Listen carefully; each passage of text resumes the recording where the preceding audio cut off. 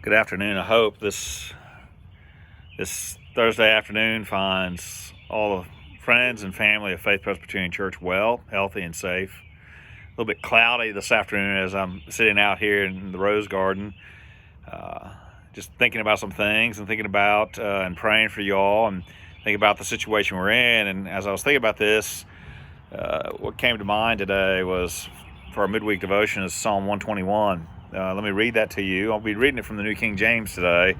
But Psalm 121 says, a song of ascent, I will lift up my eyes to the hills, from whence comes my help.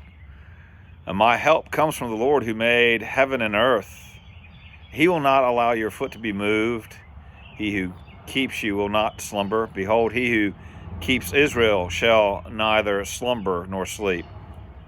The Lord is your keeper, the Lord is your shade at your right hand. The sun shall not strike you by day, nor the moon by night. The Lord shall preserve you from all evil. He shall preserve your soul.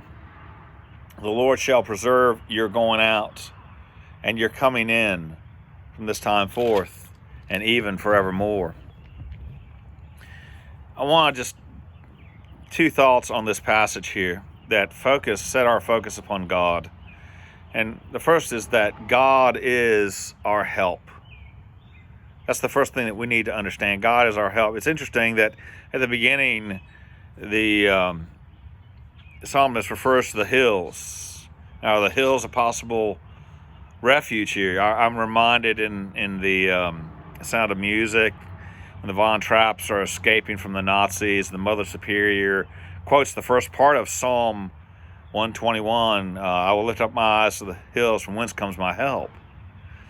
However, hills back in the days of the psalmist was more of a troubling situation for them, because it was in the hills that robbers and bad guys would hang out. I'm reminded always of the great Western movies where the cowboys are coming in and into the valley, and there are hills on both sides, and the music becomes more serious and ominous.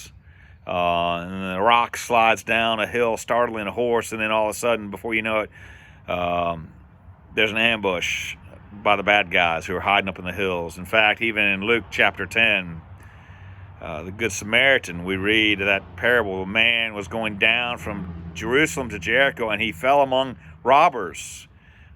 In other words, there's an element of anxiety, and many of us right now are feeling anxiety. But what does the psalmist do? He turns our attentions from that which is created to the Creator. From whence comes my help is a question. He says, my help comes from the Lord who made heaven and earth, the God who made the mountains and the hills, the rocks and the trees. In other words, we often look horizontally to help, but here the psalmist lifts up our eyes to look vertically to the God who made the heavens and the earth and everything that is in them. And so as we come throughout this week, I want us to remind ourselves to rest in the God who is our helper. But also, too, notice the rest of the psalm then speaks of the Lord as our keeper. So the Lord is your keeper. That's comforting to know. It's comforting to know that our God is always watching, and he knows, and he's always keeping. And he keeps us. He says, he talks about the sun shall not strike you by day, nor the moon by night. The Lord shall preserve you from all evil, and shall preserve your soul. The Lord shall preserve your going out and your coming in from this time forth and forevermore. And we can rest in this wonderful fact that God, even through this, is keeping us. He keeps us. You know, I'm reminded in the scriptures of Romans chapter 8 again, when we come to this passage, is what then shall we say to these things? If God is for us, who can be against us? He who did not spare his own son, but delivered him up for us all, how will he also not with him also freely give us all things? For I am persuaded that neither death, nor life, nor angels, nor principalities, nor powers, nor things present, nor things to come, nor height, nor depth, nor any thing shall be able to separate us from the love of God which is in Christ Jesus.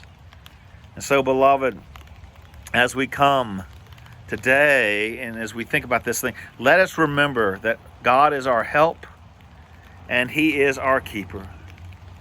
He is our keeper. I'm reminded of a story that towards the end of the 19th century, there was a boat carrying a group of passengers on a ship from Liverpool, England to New York, and somewhere in the mid-Atlantic, it encountered a squall of wind and which knocked the ship sideways, and it was apparently in the dead of night, and many of the passengers got up and were disturbed by this. Among them was the eight-year-old girl who was the captain's daughter. And upon waking, she said, "What is the matter?"